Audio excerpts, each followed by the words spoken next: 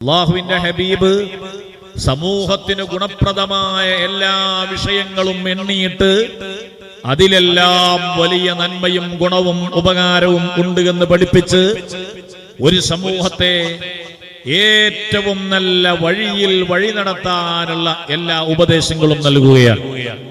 അതിന്റെ ഭാഗമാണിത്.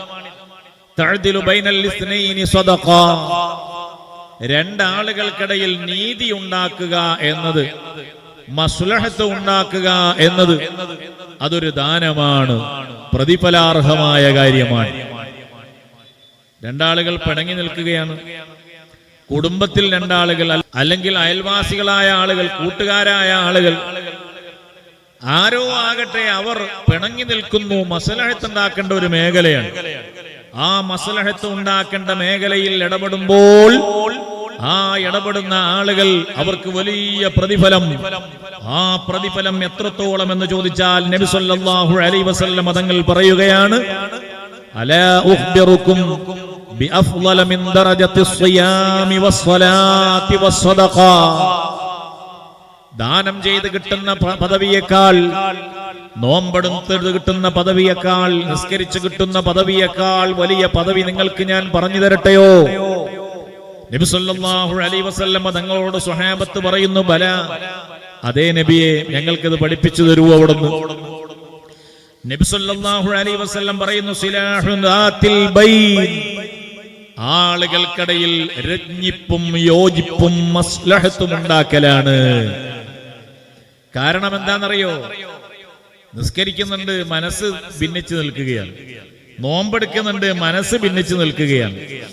ഈ ഭിന്നതയോടുകൂടെ നോമ്പിനും നിസ്കാരത്തിനും സൽക്കർമ്മങ്ങളായുള്ള മറ്റു കാര്യങ്ങൾക്കും പ്രതിഫലങ്ങൾ ലഭിക്കുന്നതിന് ഒരുപാട് തടസ്സങ്ങൾ ഉണ്ടാകാം.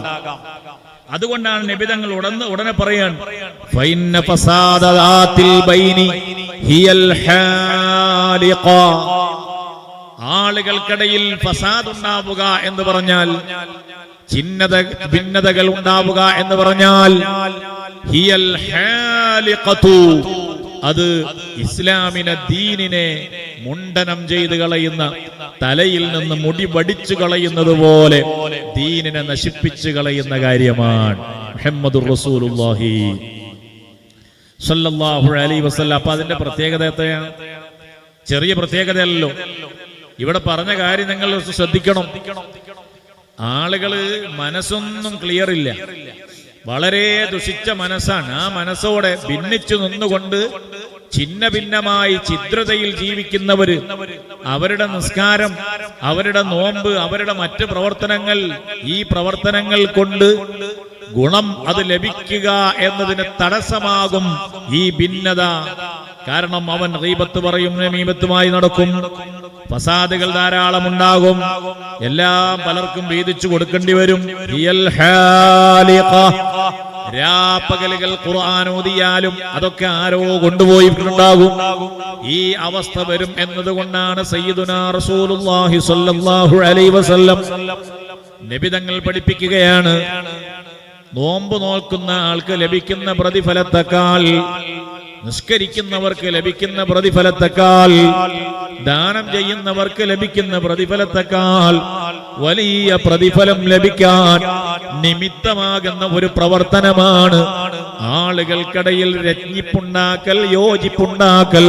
മുഹമ്മദുർ റസൂലുള്ളാഹി സ്വല്ലല്ലാഹു അലൈഹി വസല്ലം. ഇവിടെ എന്താ മനസ്സിലാകുന്നത്? നമുക്ക് മനസ്സിലാക്കാൻ കഴിയുന്നത്, സമൂഹത്തിൽ ഇറങ്ങി ഇടപെട്ട് നന്മകൾ ഉണ്ടാക്കുന്ന പ്രവർത്തനങ്ങൾ നമ്മുടെ ജീവിതത്തിൽ ഉണ്ടാകണമെന്നാണ്.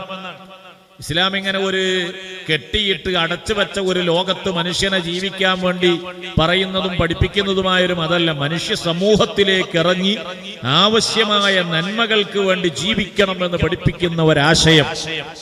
ഈ ആശയം ലോകത്തിന്റെ മുന്നിൽ കൊണ്ടുവന്നു നബി സല്ലല്ലാഹു അലൈഹി വസല്ലം.